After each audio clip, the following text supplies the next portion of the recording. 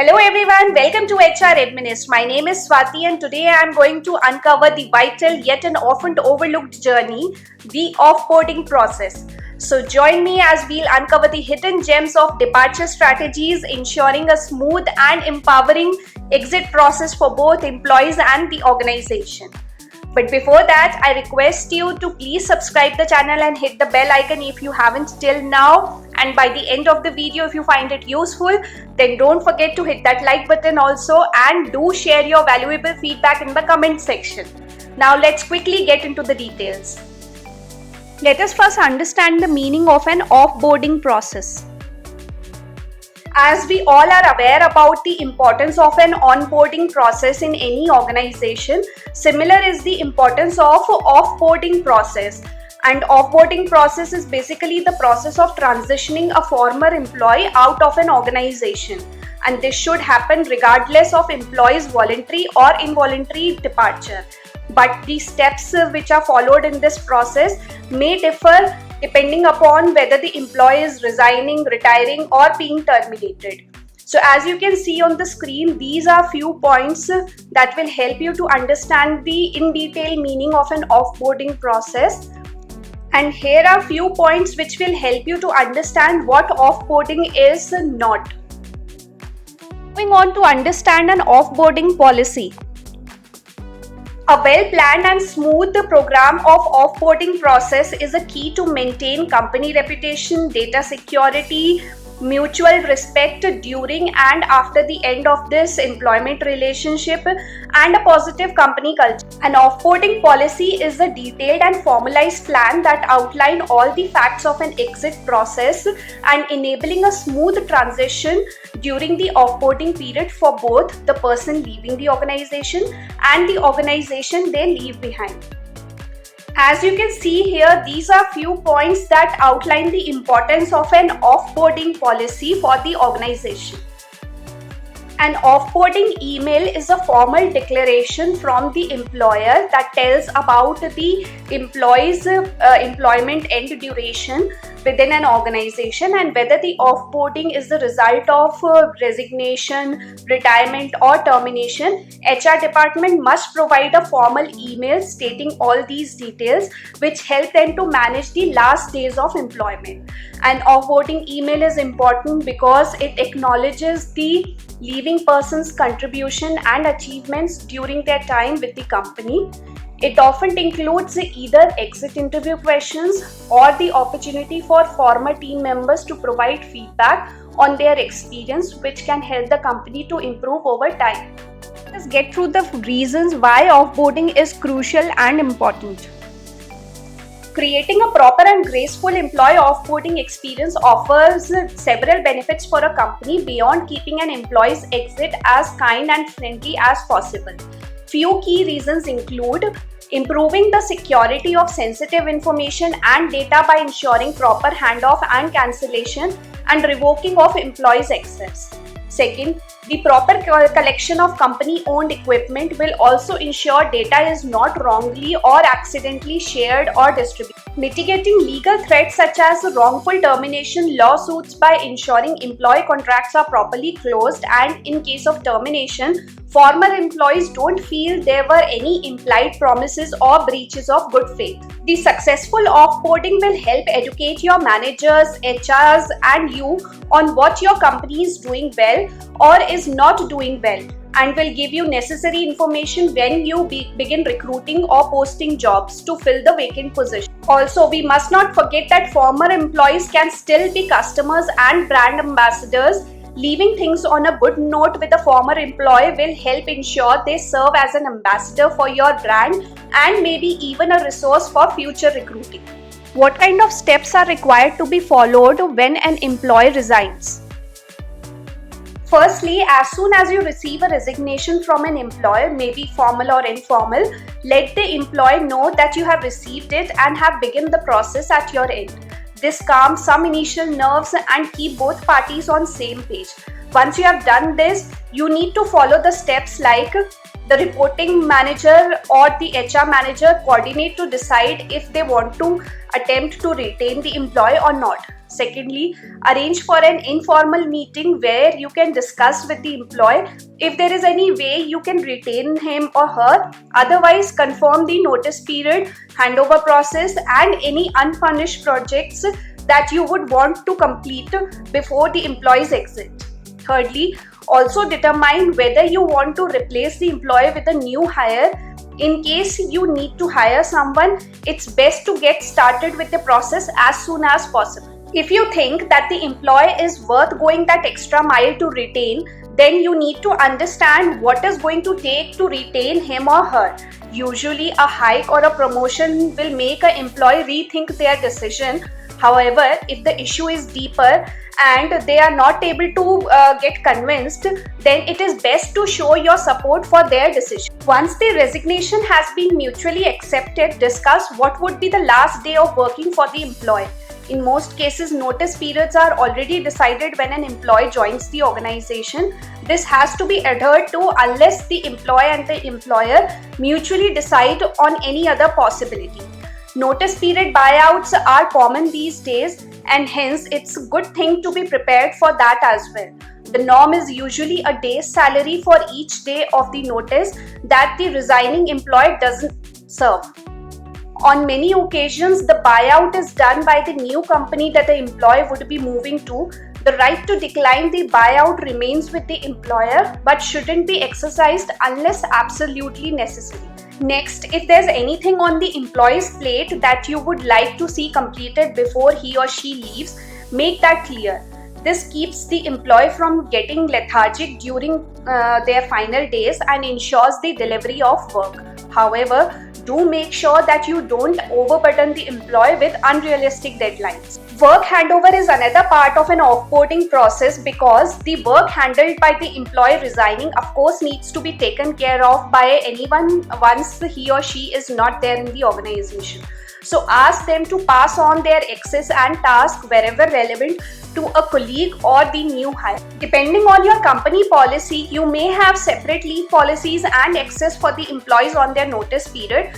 It is a good idea to reiterate them to the employee during the initial meetings in order to avoid any kind of confusions or loopholes in the process. Close to the end of notice period, it's important to conduct an exit interview to further smoothen the exit of an employee.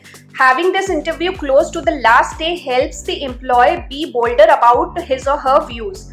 While this may also seem like a formality, when done systematically, it can answer some crucial employee management questions. Finally, before the employee completes his or her last day, ensure all exit formalities have been taken care of.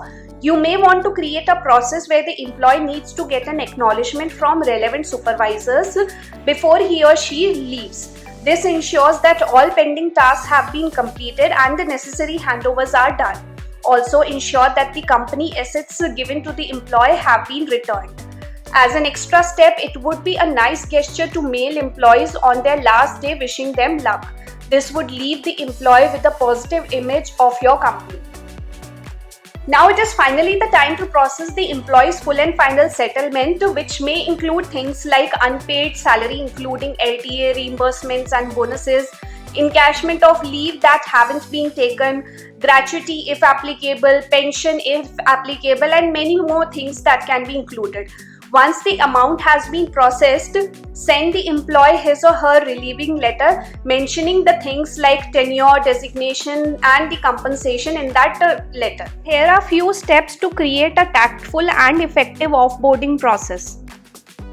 In the first step, treat your departing employees with fairness and kindness regardless of how they leave.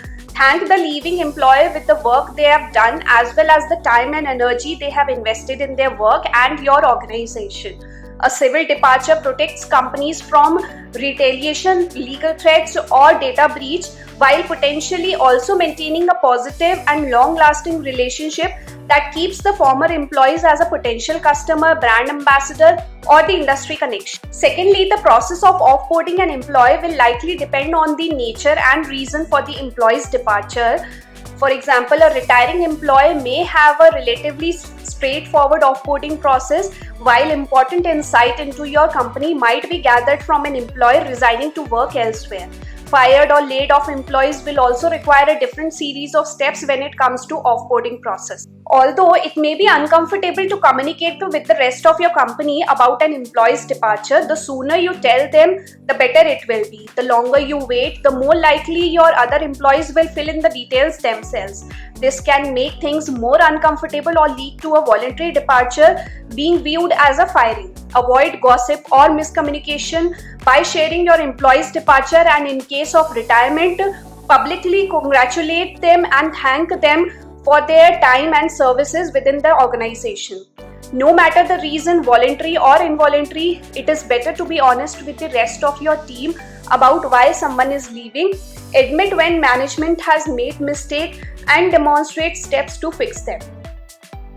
Securing company assets, revoking employee system access, and ensuring compliance with any other company protocol is one of the straightforward part of an offboarding process, and one that remains same irrespective of your offboarding policies, whether your employee is leaving voluntarily or involuntarily.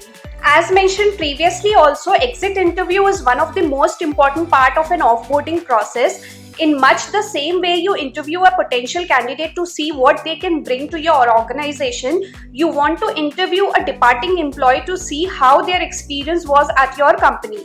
An exit interview presents an opportunity for you to gather insights and data on what your company is doing well and what your company could improve on. A departing employee's feedback on workload, company culture, management, and other employees can all shed light into areas you may not see otherwise. Make sure to take all feedback seriously, and remember that any insight you gain from your employee is valuable and important, even if you don't like it. Whether you hire an immediate successor to replace the departing employee or you restructure existing positions to cover the employee's workload, you want to keep the leaving employee's knowledge within your organization only. The specifics will vary greatly depending on the job role. If the employee's departure is amicable, ask them to create a document or a video with this information, as well as any tips they might offer to their successor can save you a boatload of time and money. An employee's departure, whether sudden or planned, can cause their many responsibilities and projects to be suddenly put on hold. In some cases, other employees may be asked to step up to cover the responsibilities, which can be burdensome and stressful to the work environment. Be transparent and have a clear understanding with your employees about how the departure is affecting different teams or staff, and be prepared for the changes to everyone's daily work routine. Pay the remaining employees more for additional responsibility, and make and share a plan to handle any necessary additional workload.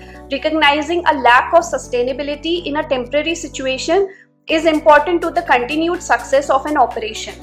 Work with the departing employee to ensure a successful knowledge transfer, and make sure any and all loose ends are tied up before the employee leaves to minimize the impact to productivity caused by the departure. Staying in touch may not be desirable for either party, but if the employee is leaving on amicable terms, staying in touch is a great way to show kindness and appreciation even as your employee moves on from the company. This can be as simple as reaching out via phone or email, meeting up for the coffee, or even inviting the employee to company events, depending on the relationship, because employees may go on to work for contractors or clients of your company. A continued friendly relationship may benefit everyone. This also may protect your company from dissatisfied employees threatening legal action or retaliation, but it can also help your company by allowing that former employee to speak highly of you and your company. The employee successor may also need help with a specific task, and a positive relationship with the person who previously held that role can be incredibly useful. Here are the key things to avoid repeating in your offboarding journey. First mistake: when employees know they are leaving the organization, they are much more likely to share feedback that your existing employees may be too afraid to share. This is a valuable opportunity and can help you improve what's not working to reduce turnover. So do not skip the exit interviews in any case. Second mistake says that without an effective knowledge transfer process, there is a risk of losing valuable organizational knowledge that will take the new employees or other team members months or maybe years to reacquire. Next, failing to complete the necessary paperwork during the offboarding process can result in compliance issues, subsequent fines, and loss of money. An offboarding process is a very sensitive process and a time-taking process. Therefore, a company must ensure to have a proper offboarding checklist in order to ensure that all exiting employees are treated equally and all items are handled properly so that there is consistency in the process. Now, looking into the current working models like remote and hybrid workings, it is very important to consider or replan your offboarding process, keeping in mind about your remote and hybrid employees as well. For example, how will you collect equipments from remote employees? How will you ensure knowledge transfer in remote settings, and many more such things. Lastly, it is very important to remember that employees do not always leave voluntarily. Even when they do, there may be other sensitive reasons that have led to their decision. Treat all exiting employees with empathy and respect they deserve. All in this video. I hope now you are clear with all your doubts regarding offboarding process. Still, if you feel there is something that is not covered in this video, please mention in the comment section. I'll try my best to address your queries. Also, I request you to please subscribe the channel and hit the bell icon to get connected with HR Administ.